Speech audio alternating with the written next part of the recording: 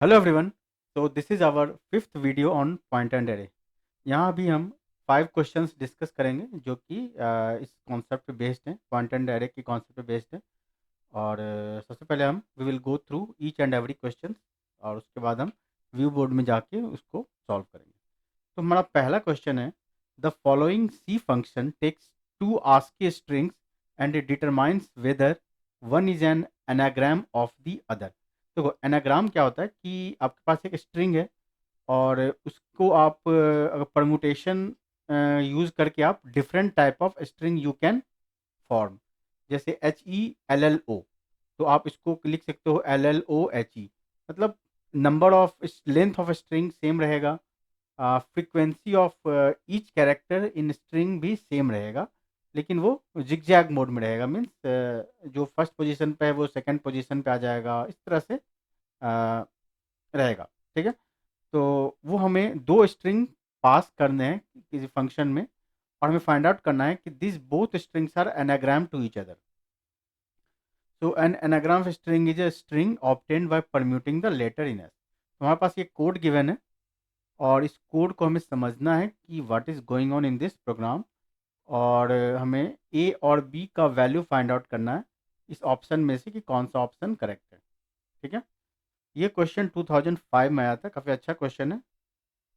और इस पे बेस्ड एनाग्राम पे बेस्ड क्वेश्चन जो है आपको इंटरव्यूज़ में भी अगर आप जाते हो किसी भी आईटी एग्ज़ाम में, आईटी के इंटरव्यू में, सॉफ्टवेयर कंपनी के इंटरव्यू में, देन दे विल आस्क कि एनाग्राम के कोड को आप इम्प्लीमेंट करके दिखाओ। तो this is very important question. Now second question is, let A be an array containing n integers in increasing order. The following algorithm determines whether there are two distinct numbers in the array whose difference is a specified number s which is greater than 0। अब देखो यहाँ पे हमारे पास दो variables हैं, i equal to 0 and j equal to 1। Within while loop हमारे पास एक कंडीशन है विद इन इफ के अंदर, हमें वो पता करना है कि व्हाट इज दिस कंडीशन। और एक्चुअल में मेरा जो एम है वो ये है कि A J minus A I equal to अगर एस हो जाता है, जो कि कोई भी स्पेसिफाइड नंबर है, यूजर के द्वारा दिया गया नंबर है या हमने हार्ड कोडेड कुछ दे दिया है, और वो मैच हो जाता है तो हम ब्रेक हो जाएंगे, उस लूप से बाहर आ जाएंगे, मेरा प्रोग्राम टर्मिनेट हो जाएगा। ठीक है, तो हमें वो मिसिंग एक्सप्रेशन फाइंड आउट करना है। तो ये ऑप्शंस में गिवन है, 4 ऑप्शंस हैं और इसमें से एक जो है वो करेक्ट एक्सप्रेशन होगा। ये 2005 में क्वेश्चन आया था।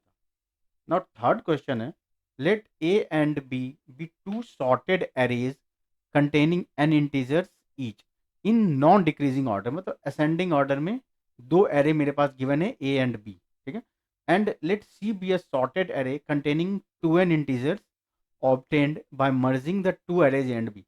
सी भी एक सॉर्टेड एरे है, इसमें हम ए और बी का वैल्यू हम असाइन कर रहे हैं, तो इसलिए इसका वैल्यू, इसका जो सी सॉर्टेड एरे है उसका साइज जो हमने 2n लिया है, डबल कर दिया है डायरेक्ट। और इसमें कुछ कंडीशंस हैं और ये assuming the arrays are indexed starting from 0। तो हमारे पास 4 स्टेटमेंट हैं, 1 2 3 4, और इनमें से कौन सा सेटिस्फाई करेगा अगर वो हम ए एंड बी का वैल्यू हम सी में असाइन कर देते हैं तो। ठीक है, ये भी काफ़ी अच्छा क्वेश्चन है, लॉजिकल है, ये गेट 2005 में आया था। Then next question is, consider the following C functions in which A N and B M are two shorted integer arrays and c of n plus m be another integer array।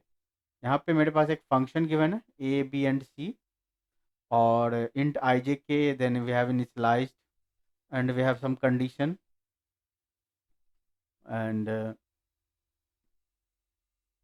और यहाँ पे है कि which of the following condition hold after the termination of the while loop। ये हम logic देखेंगे, concept देखेंगे कि ये कहाँ पे इसको कैसे इम्प्लीमेंट करना है। ठीक है, ये गेट 2006 में आया था। Then fifth question is, consider this C code to swap two integers and this 5 statements. ये हमारे पास कोड गिवन है और स्टेटमेंट गिवन है और हमें फाइंड आउट करना है कि इसमें से कौन सा स्टेटमेंट करेक्ट है इस कोड के हिसाब से, कोड के अकॉर्डिंग। ठीक है, and so up to this we will see. So this is our first question. The following C function takes two ASCII strings and determines whether one is an anagram of the other. देखो पहले anagram समझते हैं। Anagram होता क्या है? जैसे कि मेरे पास एक स्ट्रिंग है हेलो, मेरे पास मान लो एक स्ट्रिंग है HELLO, ठीक है, और एक और स्ट्रिंग है LLEOH।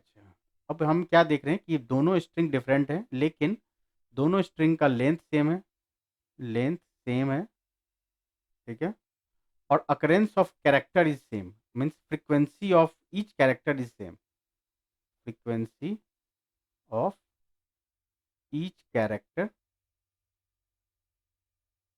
इज सेम, ठीक है।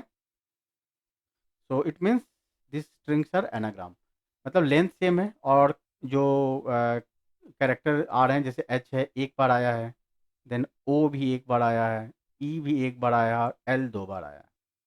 इसका मतलब ये एनाग्राम है। तो क्वेश्चन है कि the an anagram of a string is a string obtained by permuting the letter in S, ठीक है। क्वेश्चन में हमारे पास कोड गिवन है, यहाँ पे हम character pointer A character pointer B pass कर रहे हैं एज अ पैरामीटर, और हमारे पास एक वेरिएबल है काउंट 128। ये काउंट काफ़ी इंपॉर्टेंट है, इसको आपको ध्यान से समझना होगा कि क्या हो रहा है काउंट में। तो यहाँ पे हम मेन फंक्शन से, मान लो कि मेरे पास एक मेन फंक्शन होगा, मेन फंक्शन से हम पहला भेज रहे हैं हेलो, दूसरा स्ट्रिंग भेज रहे हैं LLEO, ठीक है।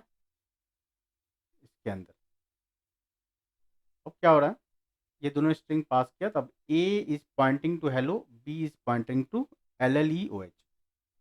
ये मेरा पास काउंट है, इस काउंट को हमने इनिशियलाइज किया है 0 से लेके 127 तक।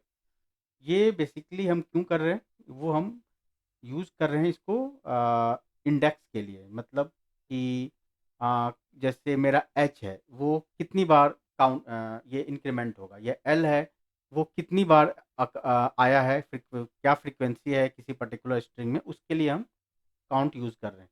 तो इसलिए हम इसको 120 तक 128 तक इनिशियलाइज कर रहे हैं। क्यों कर रहे हैं?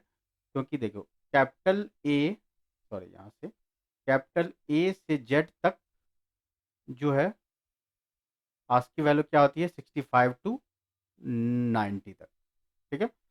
और स्मॉल ए से स्मॉल जेड क्या होता है 97 से लेके 122 तक, ठीक है। तो और 128 तक इसीलिए लिए क्योंकि स्पेशल कैरेक्टर्स भी होते हैं। तो यहाँ पे हमें ये चेक करना है कि कौन सा कैरेक्टर कितनी बार आया है, कितनी बार रिपीट हुआ है, वो हमें काउंट एरे से पता चलेगा। तो सबसे पहले हमने क्या किया कि सबसे पहले हमने काउंट एरे को इनिशियलाइज कर दिया 0 से।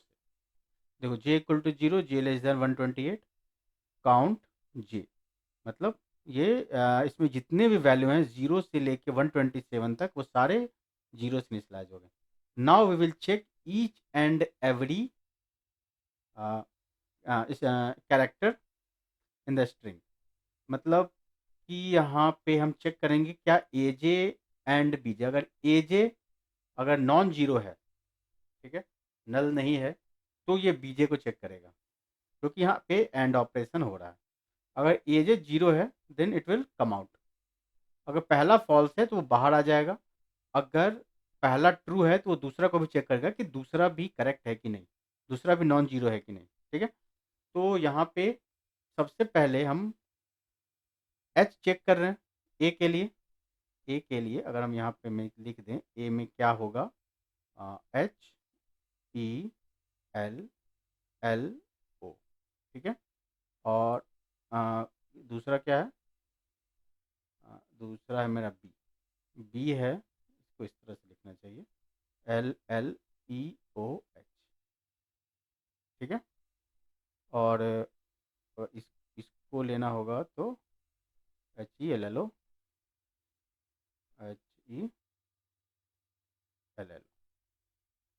HELLO, ठीक है।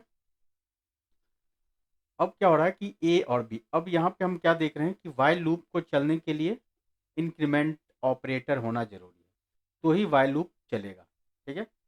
एक तो हमें पता चलेगा कि हमें जे को इंक्रीमेंट करना है। तो आप यहाँ देखोगे सबसे पहले तो आप ऑप्शंस को देखो, और उसके बाद उसके अकॉर्डिंग आपको डिसाइड करना है कि कौन सा ऑप्शन करेक्ट होगा। ठीक है, तो आप देखोगे कि ए ऑप्शन में क्या हो रहा है, क्योंकि वाई लूप को चलने के लिए आपको जे को इंक्रीमेंट करना पड़ेगा। अभी हम आंसर पे नहीं जा रहे हैं, बस हम ऑप्शन को सिलेक्ट कर रहे हैं कि किसको किस पे टाइम वेस्ट नहीं करना है और किसको एनालाइज करना है। तो यहाँ पे वाई लूप को इंक्रीमेंट होने के लिए जे को इंक्रीमेंट करना पड़ेगा। ए ऑप्शन में देखो आप, यहाँ पे जे, यहाँ भी जे, यहाँ पे जे ना तो इंक्रीमेंट हो रहा है ना डिक्रीमेंट हो रहा है, तो पहला ऑप्शन तो होगा ही नहीं। दूसरा ऑप्शन है ए जे देन बी जे, यहाँ भी, क्योंकि ये प्लस प्लस जो ना ये काउंट के वैल्यू को इंक्रीमेंट करा रहा है, ना कि जे को इंक्रीमेंट कर रहा है। ठीक है, तो इसका मतलब ए और बी ऑप्शन तो पहले ही रिजेक्ट हो गया। अब देखो, अब सी और डी ऑप्शन में यहाँ पे हम जे को इंक्रीमेंट कर रहे हैं और डी ऑप्शन में भी यहाँ पे जे इंक्रीमेंट हो रहा है। अब हमें वेरीफाई करना है कि what should be the answer. अब देखो, अब यहाँ पे क्या बोल रहा है कि A J and B J अगर नॉन जीरो है both, then it will come inside और ए। अब यहाँ पे क्या करना होगा हमको कि हम हर एक इंडेक्स के लिए, अब हम क्या करेंगे कि स्ट्रिंग जो है ना एच, इसको हम एज अ इंडेक्स यूज कर रहे हैं इस प्रोग्राम में। तो जैसे कि A J equals to zero है, तो हम अंदर आए तो यहाँ पे हम चेक कर रहे हैं कि काउंट काउंट अगर मान लो पहला ऑप्शन लेते हैं तो ए जे की वैल्यू क्या है, ए जे में क्या है, जे इक्वल टू जीरो है, तो H, this is H, right, और दिस इज प्लस प्लस। इसका क्या मतलब हुआ कि काउंट एच, और ये एच एक्चुअली क्या है, एच जो हम इसका आस्की वैल्यू ले रहे हैं, तो जीरो था, अब ये वन हो गया। ठीक है, और सेकंड क्या है, काउंट बी, यहाँ पे हमने, और उसके बाद हम जे को हमने इंक्रीमेंट कर दिया, जे इक्वल टू जीरो था, तो जे इक्वल टू हम यहाँ पे वन कर दिए, यहाँ से इंक्रीमेंट हो गया जे का वैल्यू। ठीक है, लेकिन जे का वैल्यू अगर यहाँ से जैसे इंक्रीमेंट होता है ना, तो यहाँ पे बी के लिए जब हम चेक करेंगे, जे बी के लिए अगर हम चेक करेंगे बी, तो जे का वैल्यू यहाँ जीरो होना चाहिए, लेकिन यहाँ पे ये वन ले लेगा, क्योंकि हमने पहले जे को इंक्रीमेंट कर दिया है, तो ये ले लेगा, तो फिर ये सेकंड पे चला जाएगा, और इसका मतलब काउंट बी वन एल, इसको तो इंक्रीमेंट कर देगा, लेकिन प्रॉब्लम क्या होगा कि एक कैरेक्टर मेरा मैच नहीं हुआ, एक कैरेक्टर मेरा मिस हो गया। अगर हम ऐसा बढ़ते जाएंगे ना, तो क्या होगा कि मेरा एक एल मिस हो जाएगा और इसको चेक ही नहीं करेगा, और ये हमें करेक्ट रॉन्ग रिजल्ट आ जाएगा। ठीक है, क्योंकि हमने पहला को नहीं चेक किया, क्योंकि पहले ही हमने इंक्रीमेंट कर दिया है। अगर हम फोर्थ एक्सप्रेशन को देखें, तो फोर्थ एक्सप्रेशन में क्या हो रहा है, फोर्थ एक्सप्रेशन में क्या कर रहे हैं कि count A J plus plus, J equal to zero, देखो जे इक्वल टू जीरो, अब जे इक्वल टू जीरो के ये दोनों ए और बी दोनों ही एरे के लिए वैलिड है जे। तो अब देखो काउंट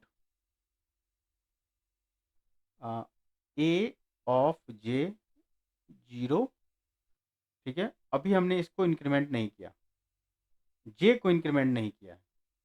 ठीक है, जे को इंक्रीमेंट किया, हमने काउंट के वैल्यू को इंक्रीमेंट किया है, जो इनिशियली जीरो था, अब वो काउंट का वैल्यू इंक्रीमेंट होके हो जाएगा, ये एच है, और ये प्लस प्लस की वजह से हो जाएगा वन, काउंट एच की वैल्यू वन। ठीक है, और दूसरा काउंट बी, अब देखो जे प्लस प्लस, जे अभी भी जीरो है, अभी भी जीरो है। ठीक है, और इसको हमने माइनस माइनस कर दिया, मतलब कि बी का वैल्यू क्या है, एल, और काउंट हमने जीरो से इनिशियलाइज किया हुआ है 128 तक, तो count of L equals to minus one. ठीक है, अब देखो जे इक्वल टू अब क्या हो गया, वन, जे इक्वल टू, अब हो गया ये 1। अब क्या करेंगे, काउंट,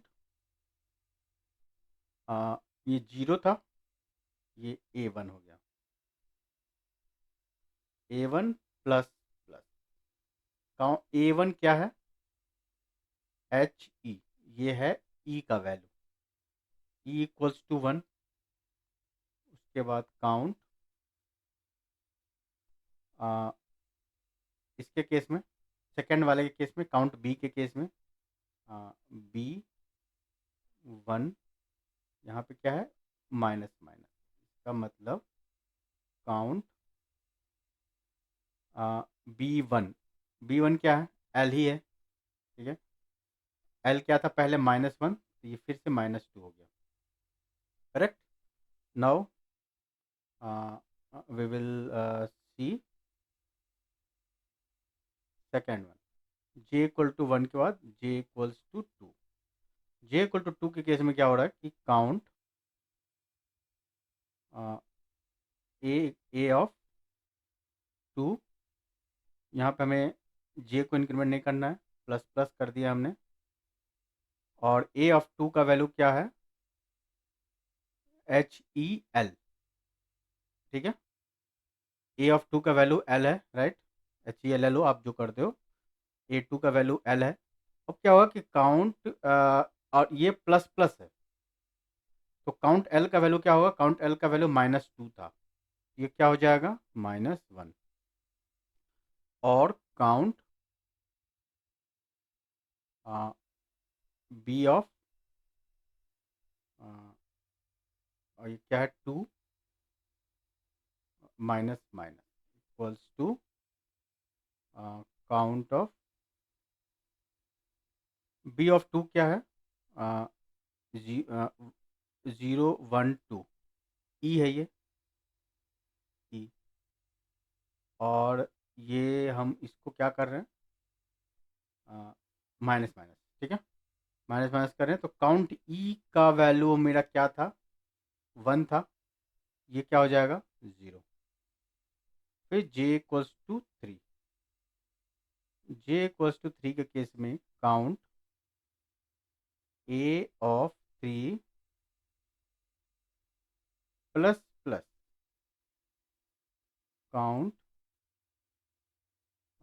A ऑफ 3 क्या है, 0 1 2 3, L है, ठीक है, L है प्लस प्लस, और L का लास्ट वैल्यू क्या था, काउंट L का -1, प्लस प्लस किए तो फिर ये 0 हो गया। उसके बाद count B of 3 minus minus, B of 3 का वैल्यू क्या है, 0 1 2 3, O, count O, count O, count O को हमने अभी तक अपडेट नहीं किया है, तो ये -1 कर देगा इसको, ठीक है ना। अब क्या है, अब 0 1 2 3, 0 1 2 3, अब 4, 4J इक्वल्स टू 4 के लिए करेंगे अब, 4 के लिए J equals to 4, count A of 4 plus plus, count A of 4 क्या है, हेलो में लास्ट एलिमेंट है O, तो काउंट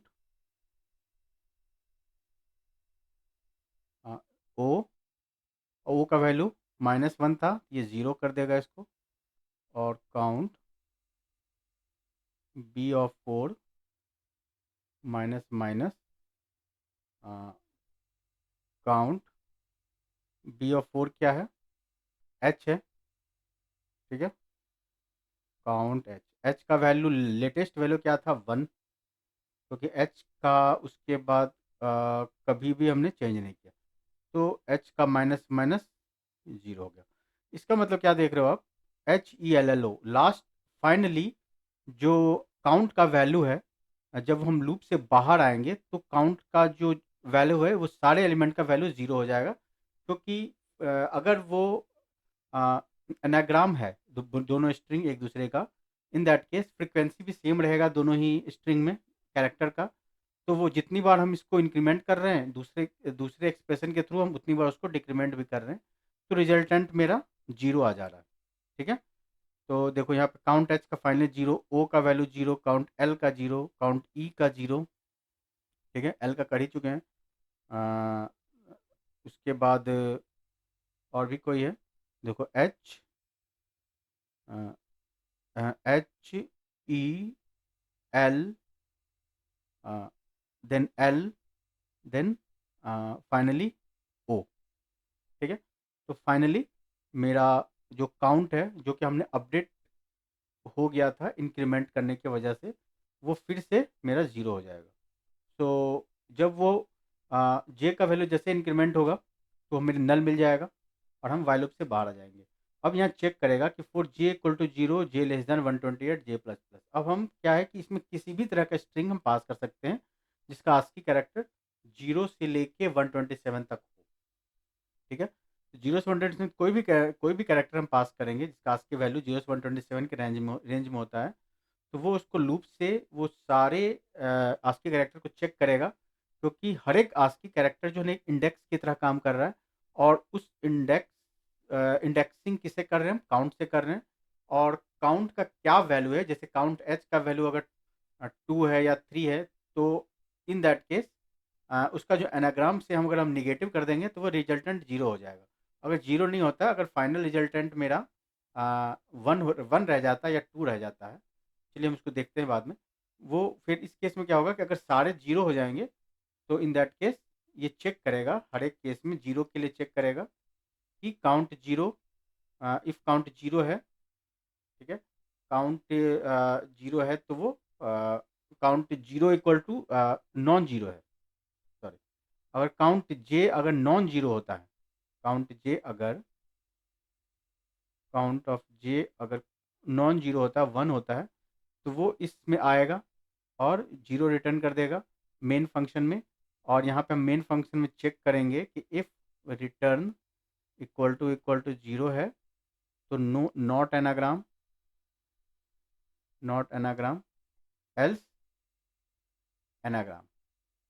ठीक है, इस तरह से चेक करेंगे, क्योंकि अगर एक भी वैल्यू नॉन जीरो होता है तो वो रिटर्न कर देगा जीरो से। अगर वो जीरो से 128 तक चेक कर लेता है फिर भी वो इफ़ कंडीशन मेरा सेटिस्फाई नहीं होता है, इसका मतलब है कि काउंट का वैल्यू जीरो है, काउंट के हर एक मेंबर का वैल्यू जीरो है और वो इफ़ कंडीशन को सेटिस्फाई नहीं कर रहा है, तो वो फाइनली रिटर्न वन हो जाएगा। एल्स पार्ट में जाके हमें बता देगा कि ये एनाग्राम है। ये क्यों हो रहा है कि अगर हम मान लो कि एल को हटा दें, मान लो कि एल एल ई एच रख दें, तो यहाँ पे अगर हम इस तरह से हम इस एक्सप्रेशन को यूज़ करते हैं, ए ऑप्शन का, डी ऑप्शन का, यहाँ क्या होगा कि एच ई एल एल जो है, एल एल ई एच, इनके लिए जो काउंट होगा, जैसे काउंट फाइनली जब हम बाहर निकलेंगे तो count L equals to zero होगा, count E equal to zero होगा, count H equal to zero होगा, लेकिन काउंट ओ जो है वो वन होगा, क्योंकि उसको सब्ट्रैक्ट करने के लिए सेकेंड स्ट्रिंग में ये वैल्यू है ही नहीं, ओ है ही नहीं। ठीक है, जब फाइनली वो बाहर हम आएंगे तो इन दैट केस हमें बता देगा कि वो नॉट एनाग्राम है, इफ कंडीशन के थ्रू। ठीक है, तो इसका मतलब मेरा डी ऑप्शन करेक्ट है और ए के जगह पे मेरा ये आ जाएगा एंड बी के जगह पे ये आ जाएगा। ठीक है, चलिए अब हम सेकेंड क्वेश्चन पे आते हैं। सेकेंड क्वेश्चन है कि let A be an array containing n integers in increasing order. The following algorithm determines whether there are two distinct numbers in the array whose difference is a specified number. मेरे पास एक array है ए, और हमारे पास कुछ variables हमने define किए हैं, I equal to zero, J equal to one. यहाँ पे while J is less than N.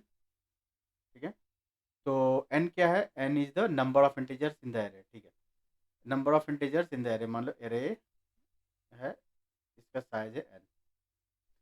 अगर जे लेस देन एन होता है तो हम अंदर जाएंगे, मेरे पास एक एक्सप्रेशन है इफ ई, उस एक्सप्रेशन अगर वो सेटिस्फाई करता है तो हम जे को इंक्रीज कर देंगे। अदरवाइज हम एलसिफ में जाएंगे और चेक करेंगे कि A J minus A I, A J minus A आई का मतलब हुआ कि एरे है, ठीक है, और इसमें मान लो 1 5 7 9 12 15 19 डॉट डॉट डॉट। ठीक है, अगर A J minus A I equal to ऐसे, मान लो कि ए जे है, ए जे का वैल्यू ये है सपोज, और ए आई का वैल्यू ये है सपोज, मतलब कि यहाँ पे आई का वैल्यू क्या हो गया, 0 1 हो गया, और जे का वैल्यू है यहाँ पे 0 1 2 3, इंक्रीमेंट होके इतना आ गया। 9 - 5 = 4। अगर मान लो एस का वैल्यू 4 होता तो हम A J minus A I equal to S हमें मिल जाता, तो हम इस लूप से बाहर आ जाते। उसके बाद हम यहाँ चेक करते हैं कि if J less than N, J less than N है, मतलब एन को क्रॉस नहीं किया जे का इंडेक्स, तो प्रिंट एफ यस कर देंगे कि yes we got this one, otherwise हम नो कर देंगे। ठीक है, क्योंकि जे एक्सीड कर जाएगा, तो जे एक्सीड करने का मतलब हुआ कि हम वाइल लूप से ही बाहर आ जाएंगे। तो ये भी हमें वेरीफाई करना पड़ेगा कि हम किस केस में हम बाहर आ रहे हैं। फिर choose the correct expression for E, ये सारे ऑप्शंस गिवन है और हमें पता करना है कि ई का वैल्यू क्या होगा। अब देखो, अब इसको, इस तरह के क्वेश्चन को सॉल्व करने के लिए हमें अ, हर एक इंडेक्स से सब्ट्रैक्ट कराना पड़ेगा, राइट। पहला तो कंडीशन है कि जे लेजर एन है, ठीक है, क्योंकि हमें तो वेरीफाई करना होगा क्योंकि अरे के साइज को क्रॉस ना कर जाए, इसलिए हमने जे लेजर एन किया है। अगर जे एन को क्रॉस करता है तो हम बाहर आ जाएंगे, हम बता देंगे कि we have not got this difference, ये कंडीशन नहीं मिला हमें। तो यहाँ पे ये पहला कंडीशन में क्या हो रहा है कि पहला एक्सप्रेशन बता रहा है, अगर पहला एक्सप्रेशन हम सेटिस्फाई होता है मेरा इफ कंडीशन, तो हम यहाँ पे जे को इंक्रीमेंट कर रहे हैं, जे को हम बढ़ा रहे हैं। ठीक है, क्योंकि यहाँ पे हम क्या कर रहे हैं, ए जे माइनस ए आई कर रहे हैं, और ये इक्वल टू एस होना चाहिए। अगर ए जे माइनस, अगर हम जे को इंक्रीज कर रहे हैं और हम जानते हैं कि एरे जो है इंक्रीजिंग ऑर्डर में है, अगर हम जे को इंक्रीज करते हैं इसका मतलब इसका जो डिफरेंस है वो कम हो जाएगा। ठीक है, और अगर मेरा इसका मतलब है कि जो डिफरेंस आ रहा है, मान लो टी डिफरेंस आ रहा होगा, वो लेस देन एस होगा। ठीक है, लेस देन एस होगा, इसीलिए हम जे को इंक्रीमेंट कर रहे हैं। अगर इक्वल हो गया A J minus A I equal to S, मतलब सेटिस्फाई कर गया कंडीशन, तो ठीक है हम बाहर आ गए। अगर नहीं किया, इसका मतलब नहीं किया, इसका मतलब एक ही कंडीशन हो सकता है कि वो टी जो है वो ग्रेटर देन एस हो रहा होगा, ये जो माइनस है वो ग्रेटर देन एस हो रहा होगा। तो इस केस में हम क्या कर रहे हैं, आई को हम इंक्रीज कर रहे हैं, आई प्लस प्लस। आई प्लस प्लस करने का क्या मतलब हुआ कि हम आई की ए आई की वैल्यू बढ़ा रहे हैं। जैसे ए जे माइनस ए आई, 9 - 5 4, अगर हम आई को इंक्रीमेंट कर दें तो यहाँ पे हो जाएगा ए टू का वैल्यू हो जाएगा 7, पहले 1 था आई का वैल्यू, तो 9 - 7 2, तो यहाँ पे हम रिड्यूस करने की कोशिश कर रहे हैं, इसलिए हम आई की वैल्यू को बढ़ा रहे हैं। ये ग्रेटर दैन का केस हो सकता है, राइट, आई प्लस प्लस, ताकि हम इक्वलिटी की ओर शिफ्ट कर सकें। या तो वो लेस दैन होगा या तो ग्रेटर दैन होगा। ग्रेटर दैन होगा तो हमें रिड्यूस करना पड़ेगा, अगर लेसर दैन होगा तो हमें इंक्रीज करना पड़ेगा डिफरेंस। ठीक है, तो यहाँ पे टी लेस दैन एस है, टी लेस दैन एस है, इसका मतलब हमें इस डिफरेंस को इंक्रीज करना पड़ेगा। डिफरेंस को इंक्रीज करने के लिए हमें क्या लिखना पड़ेगा, हमें डिफरेंस को इंक्रीज करने के लिए जे को इंक्रीमेंट करना पड़ेगा, राइट। क्योंकि आई जहाँ का मान लो यहाँ पे आई है 5 पे, जे को इंक्रीमेंट करेंगे तो 12 हो जाएगा, तो ये मतलब कि डिफरेंस मेरा बढ़ गया, 12 - 5 7। तो ए जे माइनस ए आई जब हम लिखेंगे तो हमें जे प्लस प्लस करना पड़ेगा, राइट। तो इसका मतलब है कि ए जे माइनस ए आई जो है वो लेस देन एस होगा। ठीक है, ए जे माइनस ए आई अगर लेस देन एस होगा तभी हम जे को इंक्रीमेंट करेंगे। तो ए J minus A I less then S कौन सा है, बी, तो मेरा बी ऑप्शन करेक्ट होगा। ठीक है, चलिए थर्ड क्वेश्चन पे आते हैं। Let A B two sorted array, let A B two sorted arrays containing N integers. मान लो ए हमारे पास एक शॉर्टेड एरे है और बी भी एक शॉर्टेड एरे है इन नॉन डिक्रीजिंग ऑर्डर। ठीक है, और let C be a sorted array containing two N integers obtained by merging the two arrays A and B. इसका मतलब है कि ए मेरे पास एक अरे है जिसका साइज एन है, बी भी एक अरे है उसका साइज एन है, और दोनों ही असेंडिंग ऑर्डर में है। और एक तीसरा अरे है जिसमें हम ए और बी का वैल्यू डाल रहे हैं और जिसमें वो भी शॉर्टेड अरे में होगा। ठीक है, इसका मतलब है कि ए का वैल्यू कभी पहले आएगा, बी का वैल्यू बाद में आएगा, एज पर मतलब कौन ग्रेटर है कौन लेसर है उसके लिए। तो अगर हम पहला ऑप्शन को एनालाइज करें, हाँ तो पहले हम इसको देखते हैं। Let C be sorted array containing two N integers obtained by merging the two arrays and B. ठीक है, और assuming the arrays are indexed starting from zero and consider four statement. ठीक है, these are the common thing.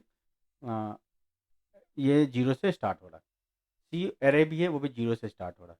पहला option देखते हैं कि A I is greater than equal to B I. अगर ए आई मेरा greater than equal to B I होता है तो उस केस में C of two I greater than equal to A I होगा। देखो, ये इसको एक्सप्लेन करने के लिए आपको एक एग्जांपल मैं देता हूँ कि मेरे पास एक एरे है ए और ये एरे है बी। एरे ए में क्या है, 1 2 3 4 5।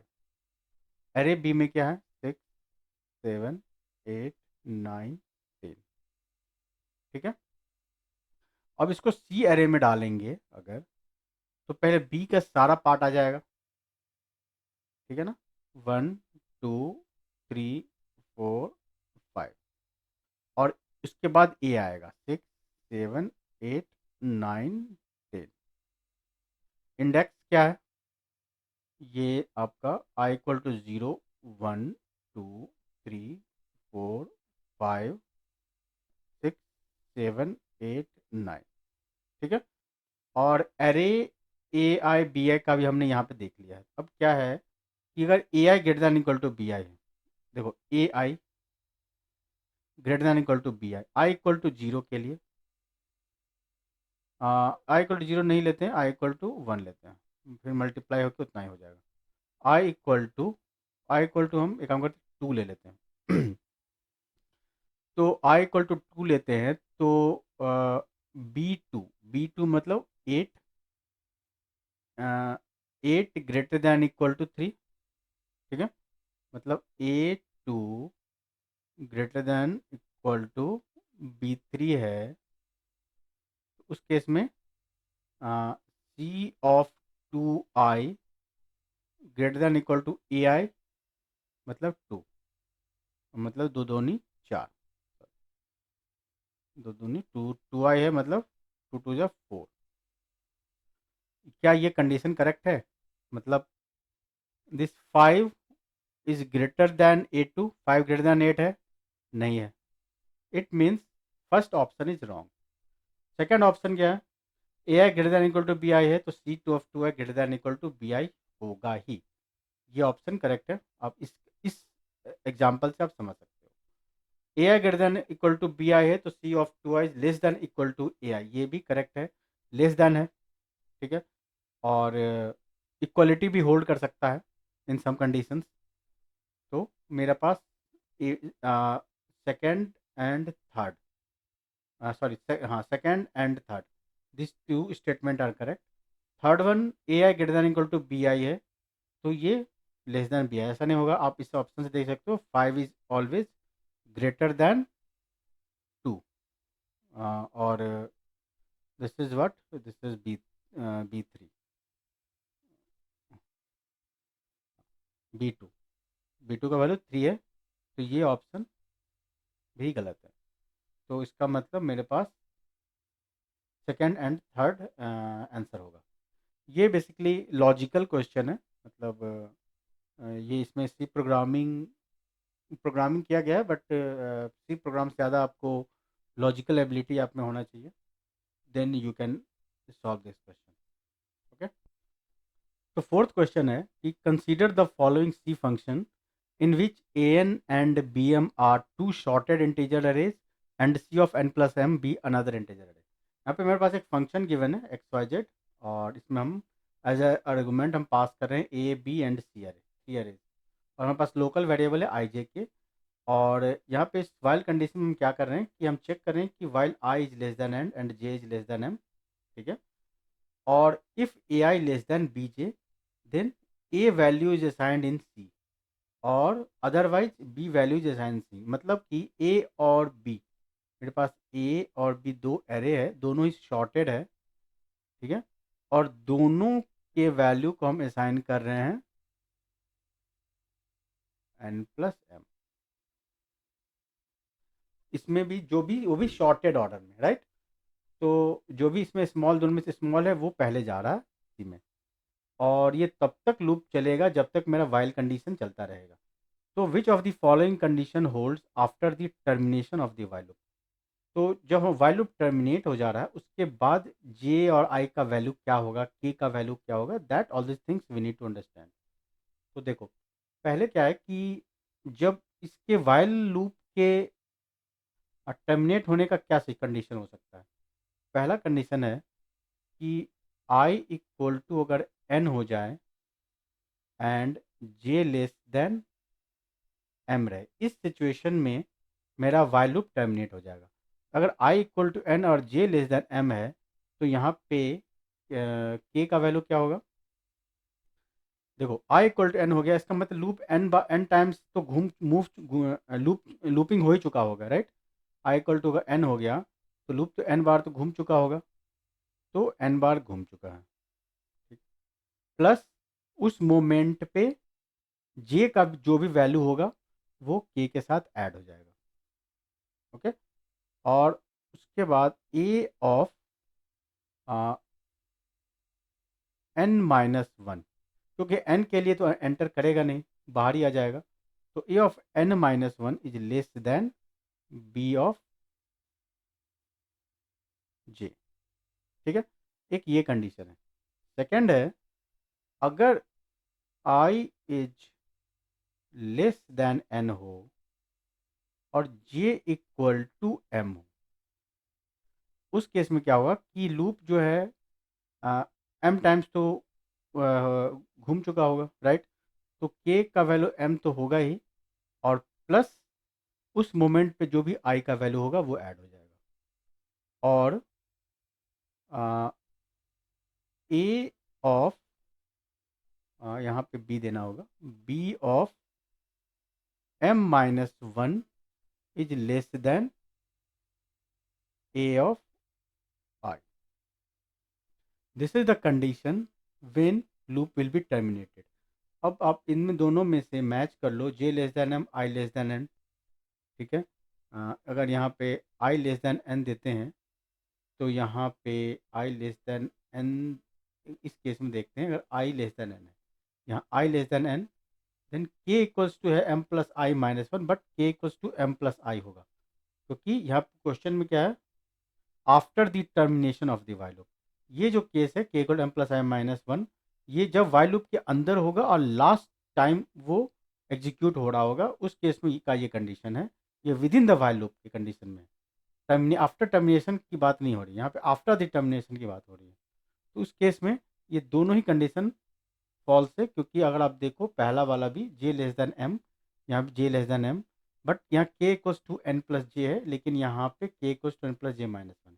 तो दोनों ही ऑप्शन में वही सेम थिंग गिवन है, तो इसका मतलब neither one not two is the option, okay. चलिए अब नेक्स्ट क्वेश्चन पे आते हैं। I think this is fifth question. चलो लास्ट क्वेश्चन है, consider this C code to swap two integers and this five statements. Code given है, मेरे पास एक स्वैप फंक्शन है पी एक्स पी वाई, और इसमें हम स्वैपिंग कर रहे हैं। अगर आपको चेक करना है कि इज इट स्वैपिंग और नॉट, तो एक काम करते हैं, मान लो कि पी एक्स जो है इसमें मान लो 5 होगा और पी वाई इक्वल्स टू 6 होगा। तो पहला क्या है, पी एक्स इक्वल्स टू क्या बोल रहा है, ये P X minus P Y. तो P X minus P Y equals to minus one, और P Y equals to P X plus P Y. P X क्या है, ये माइनस वन है, पी एक्स क्या है माइनस वन, पी वाई क्या है 6, इक्वल्स टू 5, और P X equals to P Y minus P X. P Y क्या है 5 माइनस माइनस 1 इक्वल्स टू 6। यहाँ पे आप देख रहे हो कि स्वैपिंग हो रही है, ठीक है। तो यहाँ पे हमें 5 स्टेटमेंट्स हैं, वेरीफाई करने हैं कि कौन सा स्टेटमेंट करेक्ट है। तो S1 कह रहा है कि will generate a compilation, no it will successfully compile and it will give result. Second है it may generate a segmentation fault at run time depending on the arguments passed. हाँ, अब क्या हो रहा है कि P X P Y actually एक pointer है, और इसमें जो हम स्वैप करेंगे तो कैसे करें, वो डी रेफरेंस करके कर रहे हैं इसको। अगर मान लो जिस मेमोरी को ये पॉइंट कर रहा है वो एग्जिस्ट ही नहीं करता है, मान लो कि मेन फंक्शन से हमने इसको कॉल किया, ठीक है, swap P X P Y हमने पास किया। मान लो यहाँ पे हमने फ्री कर दिया होगा किसी पॉइंट पे, ठीक है, फिर भी पी एक्स जो है होल्ड कर रहा है उस मेमोरी एड्रेस को, लेकिन अब वो मेमोरी एग्जिस्ट ही नहीं करता है। तो यहाँ पे क्या होगा, प्रॉब्लम हो सकती है, सेगमेंटेशन फॉल्ट होगा, क्योंकि ये पी एक्स ट्राई करेगा उस मेमोरी को एक्सेस करने के लिए, लेकिन there is no any memory available in that place, in that address जहाँ पे पी एक्स पॉइंट कर रहा है। Then in that case it will give segmentation fault. तो ये may generate a segmentation fault at runtime depending on the arguments passed. So S2 option is the correct. Second है correctly implements the swap procedure for all input pointers referring to integers sorted in memory locations accessible to the process. Correct, हमने अभी देखा है, हम successfully इसको swap कर पा रहे हैं। फिर implements the swap procedure correctly for some but not all valid input pointers. No, सभी के लिए करेगा, ठीक है। में ऐड और सब्ट्रैक्ट इंटीजर्स एंड पॉइंटर्स, नहीं, यहाँ पे हम स्वैपिंग कर रहे हैं, ठीक है। तो इसका मतलब S2 and S3 is the correct option, ठीक है। तो स्टूडेंट्स आज का वीडियो हम यही क्लोज करते हैं। नेक्स्ट वीडियो में हम अदर क्वेश्चंस देखेंगे, ठीक है। Thank you.